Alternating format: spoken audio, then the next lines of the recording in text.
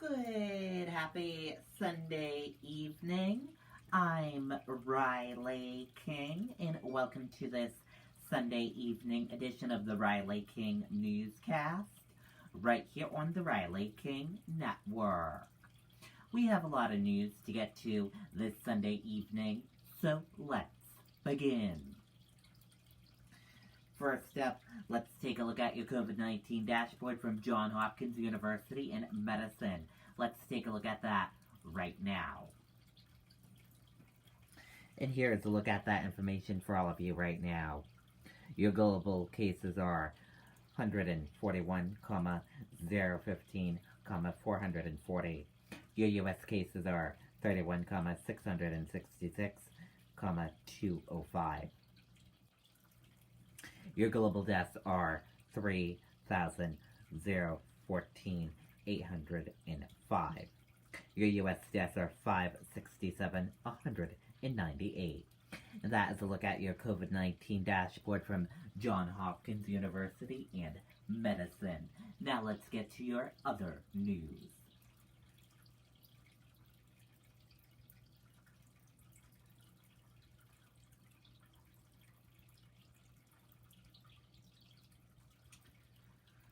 First up, Derek Chauvin trial. Closing arguments expected on Monday, tomorrow. Let's take a listen to that video from NBC News.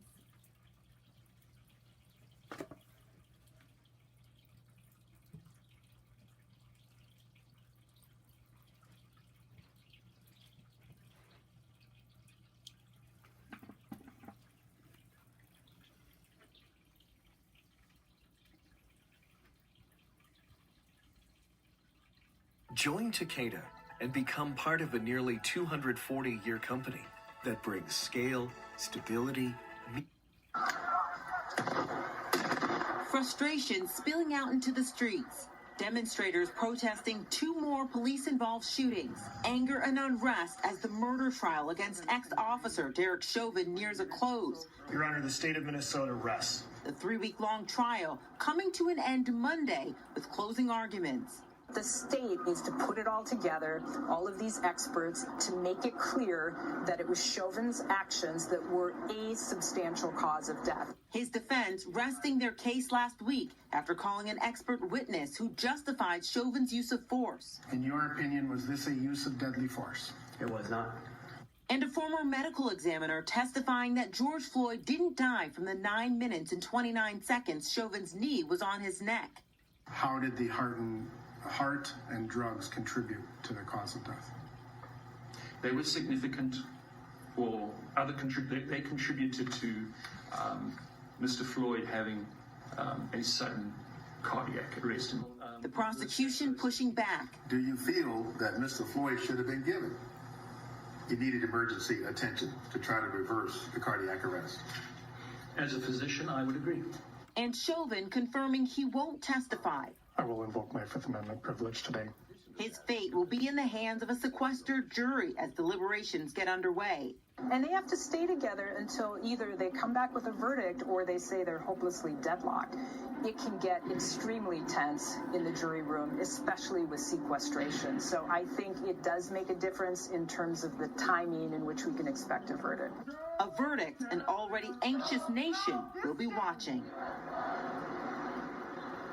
The city is preparing for protests. Windows are boarded up. National Guard members are on street corners. But it's not just here. Police departments across the country are preparing. NYPD police officers aren't allowed to take time off to ensure they're ready to respond. Willie? Eyes of the country on Minneapolis this week. Megan Fitzgerald there. Thank you very much. Okay, and there you go. Hey, thanks for watching our YouTube. That video and that report. FedEx facility shooting suspect legally bought 2 assault rifles used in attack. Let's take a listen to that video from NBC News. Our first shoe was simple, it was beautiful, it was, as we say, the right amount of nothing. This morning, the Indianapolis community waking up with heavy hearts, scarred by the latest mass shooting at a FedEx facility.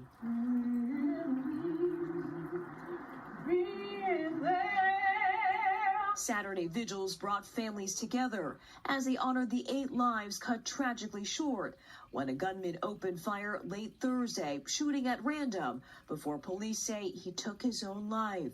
In a new update, authorities say the suspect used 2 assault rifles during the attack and that he legally purchased the weapons last summer. That was after police had confiscated his shotgun months before, and the FBI interviewed him, finding no criminal violation. The shooter's family released a statement Saturday that said in part, "We are devastated at the loss of life caused as a result of Brandon's actions. We try to get him the help he needed." The local Sikh community devastated by the violence after learning 4 of their members were victims. Some husbands lost their wives, some people lost their grandmas, some people lost their mother. The family of 19-year-old Samaria Blackwell remembering a basketball and soccer player who dreamed of becoming a police officer. Carly Smith's aunt said the 19-year-old high school grad was working at FedEx with plans to go to college. We're just taking it minute by minute, hour by hour. Avon High School honored Matt Alexander at Saturday's baseball game. The former athlete graduated in 2007. The pain also stretching back to the parking lot turned crime scene, where families of employees returned to retrieve cars covered in bullets. Kristen Johnson's father was shot, but he survived. And looking at his car, he has 12 bullet holes in it. So the fact that he's even still alive is...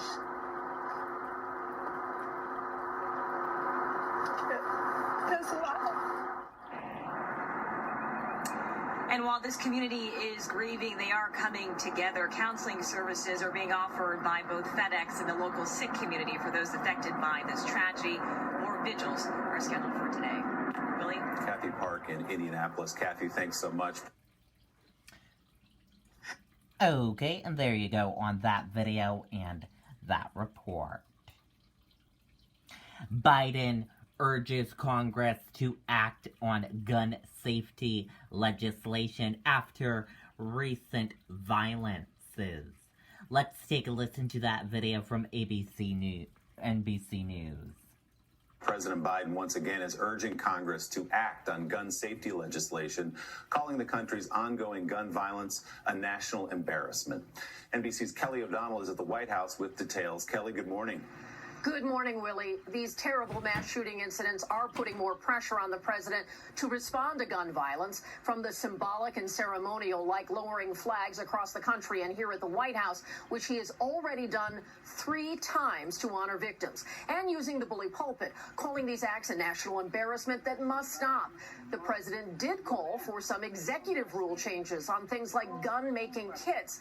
And again, he's urging Congress to take action on background checks and assault weapons, a difficult push. The president says he won't give up until that is done.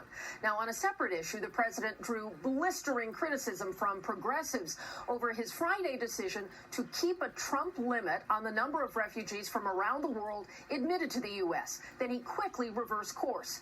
He told reporters Saturday that he will raise the cap on the number of refugees allowed in later, and explained that the federal officials needed to deal with refugees are already pushed to the limit with the sudden influx of migrants, including unaccompanied children, at the southern border, and that they could not handle both issues at the same time. Notably, the president referred to that border surge as a, quote, crisis, a word his administration has carefully avoided again and again, instead calling it only a challenge. Willie? All right, Kelly O'Donnell at the White House. Kelly, thank you very much. Okay, and there you go on that video and that report. And we're going to switch gears now. Let's go into weather. Let's take a look at the weather across the United States for all of you this evening. In Boston, it'll be 43 degrees with clouds. New York City, 48 degrees with clouds. Washington, D.C., 48 degrees with clouds. Atlanta, 49 degrees with a few clouds and the moon. In Jacksonville, Florida, 63 degrees with rain. Tampa Bay, Florida, 71 degrees with rain and thunderstorms. In Miami, Florida, 76 degrees with rain and thunderstorms.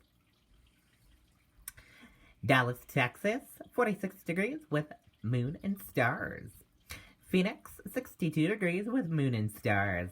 Las Vegas, 54 degrees with moon and stars. Los Angeles, 58 degrees with moon and stars. And San Francisco, 49 degrees with a few clouds and the moon. And that is a look at your weather across the United States for this evening. And thank you for joining us for this evening edition of the Riley King Newscast right here on the Riley King Network. Have a great evening, everyone, and see you tomorrow for another broadcast. Good night and goodbye.